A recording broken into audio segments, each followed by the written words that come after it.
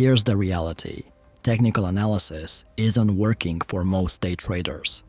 That's because trading has changed in recent years, and most traders didn't upgrade or refine their strategies.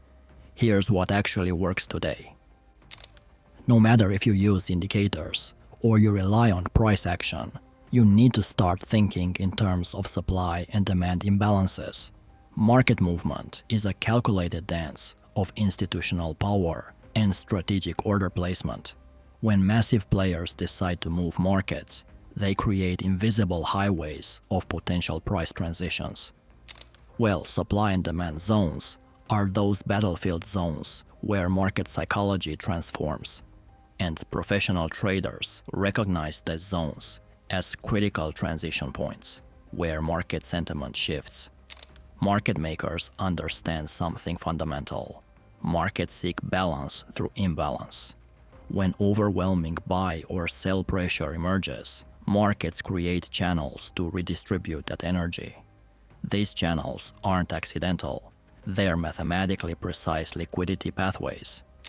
A supply zone represents a concentrated area where selling pressure overwhelms buying momentum. A demand zone represents potential buying territory where massive purchase orders cluster. And market structure follows predictable phases: accumulation, trend development, and then distribution. Each phase represents a different market psychology. Know this: smart money doesn't randomly enter markets. They carefully orchestrate entry and exit points where maximum market inefficiency exists. Price doesn't move because an indicator crossed. Price moves because an imbalance happened. Understanding these dynamics requires you seeing beyond surface-level price action. Market participants constantly negotiate value through supply and demand interactions. When massive imbalances emerge, markets create channels to redistribute that energy. Some price zones generate stronger directional movements than others. That's why tracking these energy flows becomes critical. An accumulation zone represents potential future trend development. Smart money silently buys during quiet periods. They build positions while average traders sleep. A distribution zone represents potential trend reversal. When momentum builds, smart money sell to unsuspecting market participants. The key with technical analysis isn't predicting exact price movement. The key is understanding market psychology. Where might massive orders cluster? Where might institutional players create maximum market inefficiency? This is the secret to a proper technical analysis. Volume profile reveals where markets breathe.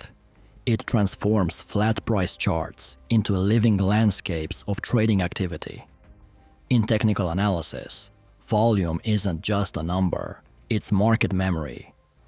In areas where massive trading volumes cluster, something significant happened.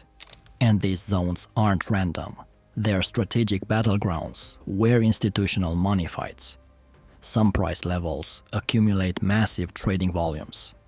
These are thick, dense areas representing intense market interest. Other zones remain thin, barely touched. These volume areas tell stories most traders miss. The point of control becomes your guide. This represents the price level with maximum traded volume, a gravitational center where market energy concentrates. Smart traders treat the point of control like a magnetic pole, attracting price action. Volume profile transforms technical analysis from guesswork to strategic mapping. I said it before, it's not about predicting, it's about understanding market psychology. Where did big players concentrate their positions? What trading zones represent maximum activity? The reality is that institutional traders don't chase tons of indicators. They read market microstructure, and volume profile reveals their strategic positioning. Thick profile sections show where massive buy or sell orders clustered. Thin sections is just market indifference. Now, traders often ask how to properly use volume profile. First, look for volume concentration zones. Watch how price interacts with these areas. Does it get rejected? Is it accepted? These interactions reveal market intent. Strong trends leave volume profile footprints. A healthy uptrend shows progressively thicker volume profiles in bullish regions. Weak trends show thin, scattered volume distribution. Markets communicate through these subtle volume signatures. Then combine volume profile with other strategic tools. Fibonacci retracements create powerful confluence zones. When volume profile levels align with Fibonacci zones, you have a trading opportunity. When price strongly reverses, volume profile shows where counterparties became most aggressive. These are not random movements, they're calculated institutional strategies. Footprint charts belong to a broader concept called order flow. Retail traders see candles. Professionals see order flow. When retail traders look at charts, they see candles moving up and down. But professionals see something much deeper. They see the flow of orders, the push and pull of buying and selling. That creates those candles on the charts. While price action alone works well, it only tells part of the story. Footprint charts add depth by revealing if big market players and institutions are actually taking action at these spots. The real magic happens when you mix price action with order flow analysis. This combination takes your trading from basic to professional level. The left side shows selling volume, while the right side shows buying volume at specific price levels. Color intensity matters on footprint charts. On the buy side, on the right, brighter green means higher buying volume, while darker green shows lower volume.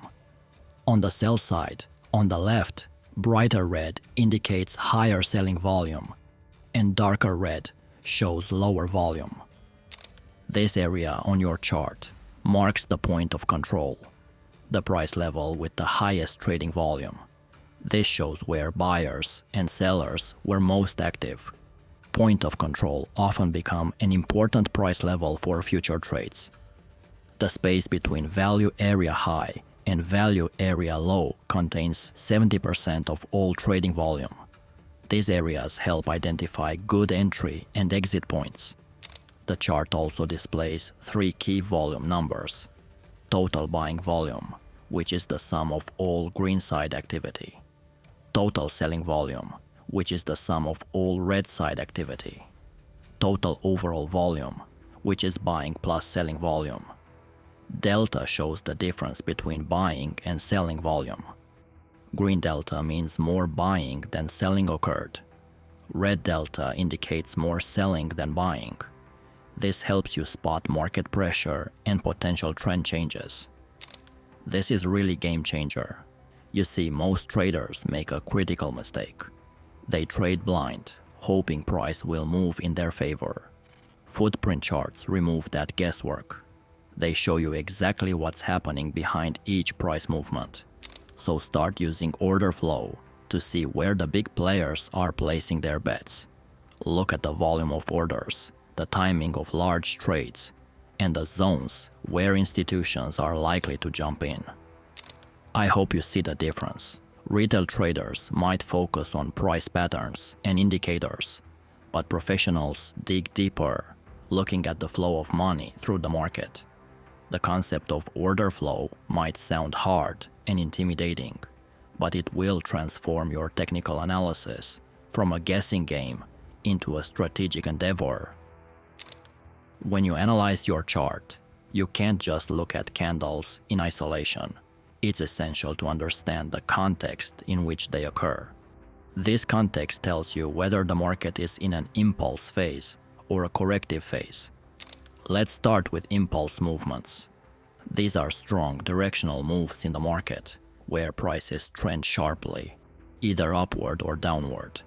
In technical terms, an impulse move is characterized by a series of candles that move in the same direction. often with increasing momentum. This is usually accompanied by high trading volume, which signals strong interest and participation in the market.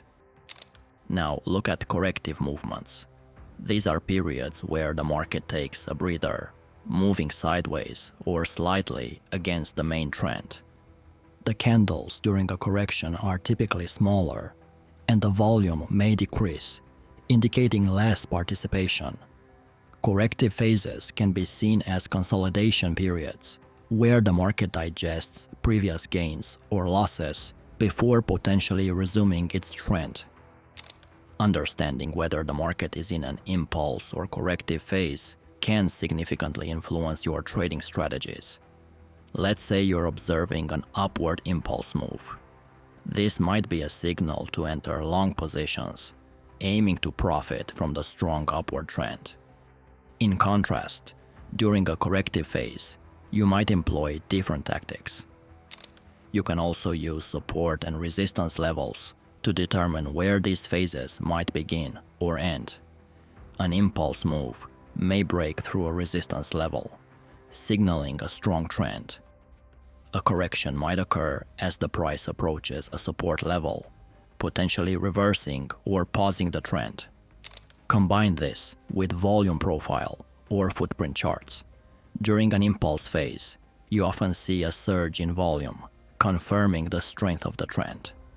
In contrast, a decrease in volume during a corrective phase implies a lack of conviction in moving against the main trend, hinting that the correction may be temporary. Markets often move to areas with concentrated liquidity.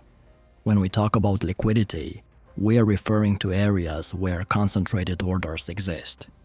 These zones are like magnets that attract price movement, and institutional traders deliberately target these zones to trigger significant market movements. Picture traders placing their stop-loss orders clustered around similar price levels. When price reaches these zones, it creates a cascade of automatic buy or sell orders. This sudden surge of orders can cause sharp, dramatic price movements that catch many traders off guard. The process works like a strategic trap. Traders often place stop-loss orders at predictable levels. Smart money traders recognize these patterns and deliberately push price towards these zones. When triggered, these stop-loss orders generate what traders call sell-side liquidity or buy-side liquidity. For instance, during a bullish market, traders might place stop-loss orders just below recent low points. Big players can intentionally drive price down to trigger these stops, creating a sudden influx of sell orders. This allows them to enter buy positions at more favorable prices. Liquidity pools are not random. They're strategic zones where significant numbers of buy or sell orders get together. These pools exist across different timeframes. In your technical analysis, you must find and analyze these pools to identify potential trade opportunities. Validation of these liquidity zones happens through specific price movements. When price violates a recent low, sell stops become market sell orders. When price breaks above a recent high, buy stops transform into market buy orders. This mechanism injects liquidity and often accompanies smart money positioning. Entry techniques for liquidity hunting require precision. When a market shows bullish characteristics, you might place buy limit orders just below recent lows. This strategy mimics how institutional traders would enter positions, essentially buying the sell stops. The reverse holds true for bearish markets. You can place sell limit orders just above recent highs, selling the accumulated buy stops. This approach allows you to trade like institutional players, taking advantage of predictable market behaviors. Basically, you plan to enter in areas where novice traders are placing their stops. The truth is, institutional traders often create scenarios that manipulate our perceptions. They might make the market appear bearish when they actually want to accumulate buy positions, or they might create a bullish appearance precisely when they aim to gather sell positions. The goal is to trade in low resistance conditions. This means identifying paths with minimal obstacles to profitability. Every time the market establishes a new range, mark the high and low points. Mark the internal and external range liquidity. It's about thinking several steps ahead, anticipating where institutional traders might want to generate order flow. Markets breathe through volume. Every price movement tells a story, but volume reveals the true narrative. When price rises but volume declines, it's like the market is losing steam. Professional traders recognize this as a warning sign. The market might look strong on the surface, but the underlying energy is fading. Volume divergence happens when price and trading volume don't align. Picture a stock climbing higher, but the volume supporting that climb is decreasing. This mismatch signals potential market weakness. Traders call this a volume divergence, a critical indicator of market health. Think of volume as the fuel powering price movement. A rising market needs strong volume to sustain its momentum. When volume drops during an uptrend, it implies the move might be running out of steam. Professional traders see this as traders losing interest or confidence. A strong uptrend should have increasing volume. If volume fails to confirm price movement, it indicates potential trend reversal. So look for these subtle signals to anticipate market shifts. Institutional traders pay close attention to volume patterns. They understand that volume tells a story beyond simple price movement. When volume decreases during a price rise, it might also mean smart money is preparing to exit their positions. This is a classic warning sign. Consider a market climbing steadily. Normally, you'd expect volume to increase as price moves higher. But if volume remains flat or decreases, it suggests lack of conviction. This is a potential sign of market exhaustion.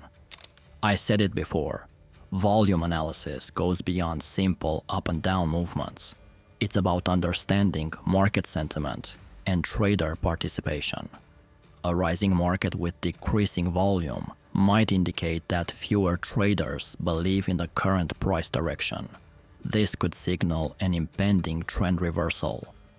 When volume fails to match price movement, it raises red flags. So look for these volume nuances and understand that volume is more than just numbers. It's a reflection of market sentiment. A rising market with weak volume might look strong on the surface, but it lacks the underlying support to continue. And another point, market psychology becomes visible through volume analysis. When traders lose confidence, volume drops. This silent signal often precedes significant market movements. A good technician understands that support and resistance are dynamic representations of market sentiment, trader psychology, and historical price behavior. These zones aren't just static lines.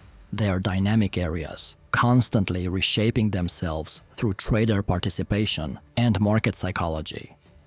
When price breaks a support zone, it transforms into potential future resistance. This reveals the market's internal memory. Well, professional traders understand markets have an intrinsic memory. When price drops below a support zone, something critical occurs. Traders who previously bought at that level suddenly realize their position is underwater. Their psychological pain transforms that zone from a support area into a resistance barrier. Support and resistance are not permanent structures. They are constantly reshaped by market forces.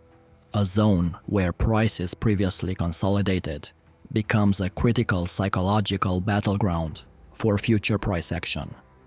Consider how markets create these dynamic zones. Traders accumulate positions, create buying and selling pressure, and generate areas of price congestion.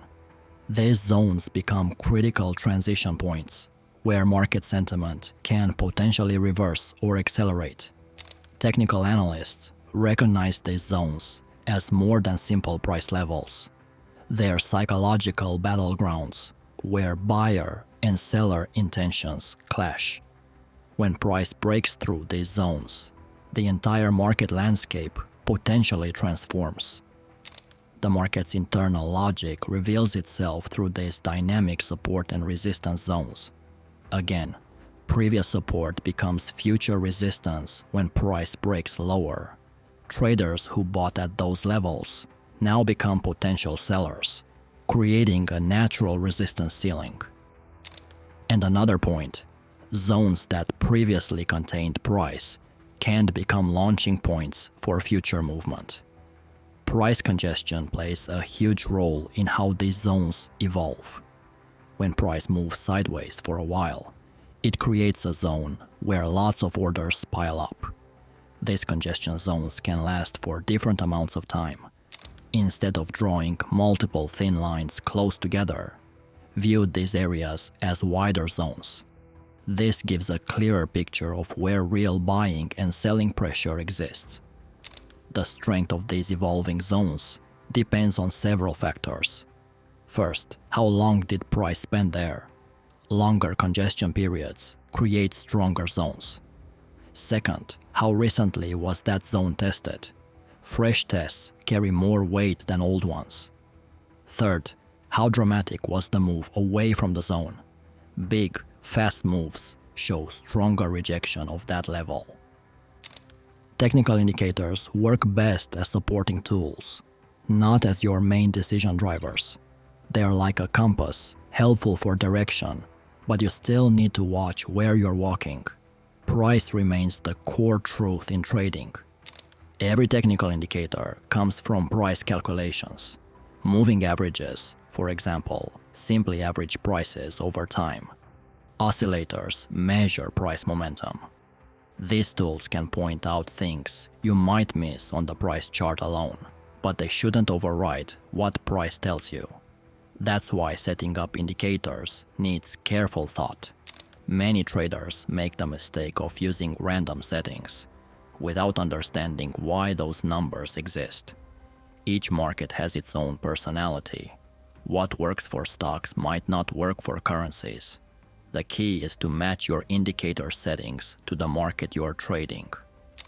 Also, too many indicators on your chart create confusion. If you really think you can't trade without them, pick a few that complement each other and understand exactly what they tell you. Know this: markets change their behavior patterns often. During some periods, they move in clear trends.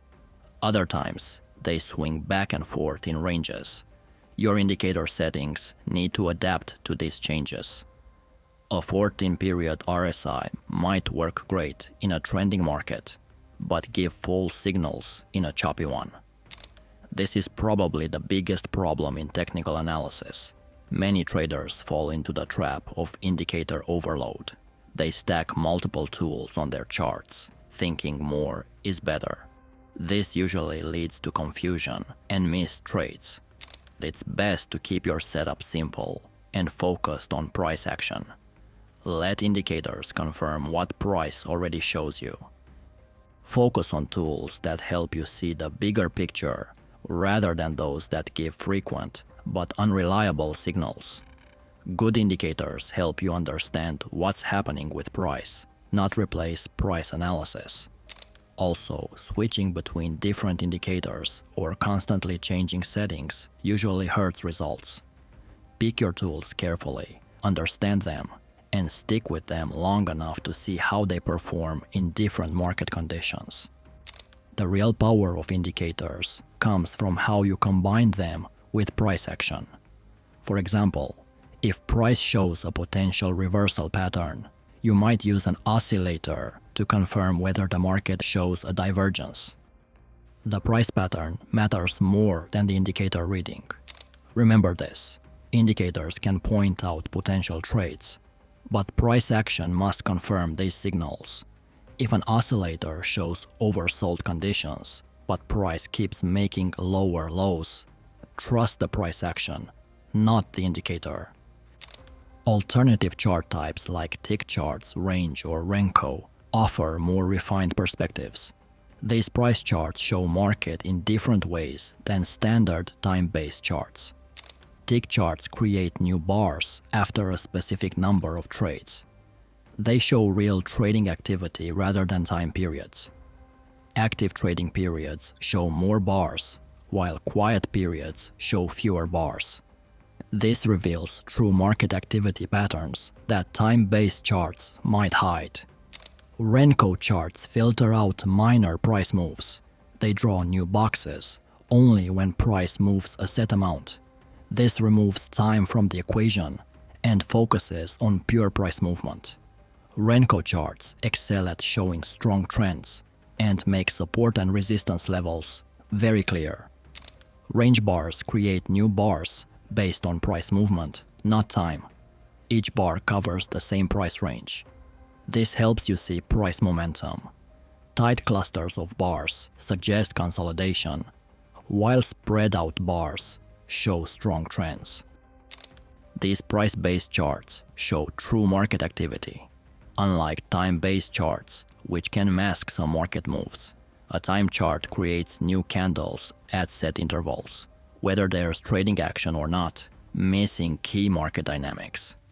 Think about trading during major news releases.